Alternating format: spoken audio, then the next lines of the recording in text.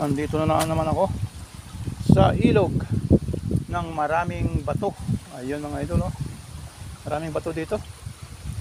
At siyempre, pag maraming bato ay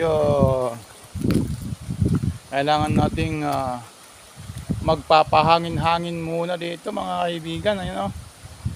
Kukuha muna tayo ng remembrance. Ayan, oh, alaga namang bato talaga, hindi talaga na dudurog. Matagal na daw itong mga bato na ito. Oh, ang daming bato ah. Mabigat yan kasi batong buhay daw ito. Batong buhay, ibig sabihin ay hindi ito basta-basta nadudurog kasi mas matigas pa sa adobe. Ayan ang mga bato mga idol, oh. Mula doon sa taas hanggang dito. Dami palang bato dito kaya masyadong hindi nakakatubo yung mga damo dito sa mga bato.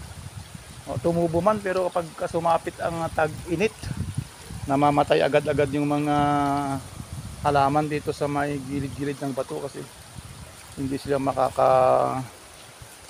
hindi sila makakatagal sa init ng panahon dahil nga maraming bato.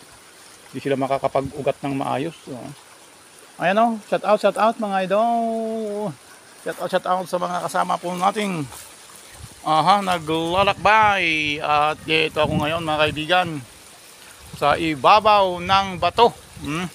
Dito ako ngayon sa ibabaw ng bato mga idol. Ito yung bato na aking ginatapakan. Napakatigas to.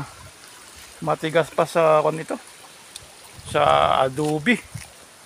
Ngayon, ako po ay uupo nga muna dito para magpapalanghap-langhap muna ako ng sariwang hangin. Ayan mga idol, ang buhay pagka gusto nyo mag-relax, dito lang po tayo sa ilog.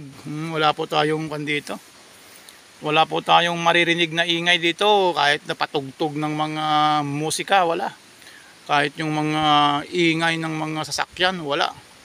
Kaya dito tayo magre-relax mga kaibigan. Shout out sa lahat-lahat ng mga kaibigan po natin na hindi po na papahinga. Kahit anong araw ay trabaho pa rin. Shout out sa mga idol nating naghanap buhay, nagkatrabaho at patuloy na lumalaban. Ayan, Thank you very much po mga idol sa inyong patuloy na panonood ng aking video. Have a nice day and have a great day everyone.